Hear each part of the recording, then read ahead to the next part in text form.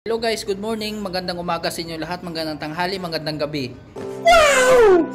Kamusta kayong lahat mga kapwa ko florista, mga kapwa ko designer, saan man kayong sulok sa mundo, magandang araw sa inyong lahat. So for today's vlog ay magpapakita tayo ng gagawin natin ngayon sa araw na ito. Yung may order tayo kasi ang order natin ay para sa November 13. So gagawin natin ngayon, no? So, ito ay isa ring wedding at in-order sa atin. So ayaw ipagawa sa iba, gusto dito sa akin. Siguro iba yung kamay ko kaysa kabila.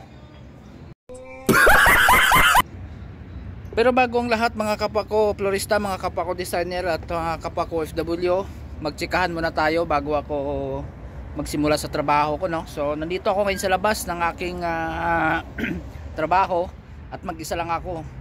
Ito yung flower shop. So ang ganda kasi ng panahon ngayon mga guys, kasi medyo malamig na. What? At kulang kayo sa pagkain, kaya kulang kayo sa tapang. Parang patuloy na to siguro sa paglalamig, baka sa sunod na buwan masyado pang lalamig to. So kamusta na mga buhay-buhay natin mga kapwa ko OFW? Okay na ba tayo dyan? Okay na bang trabaho natin dyan?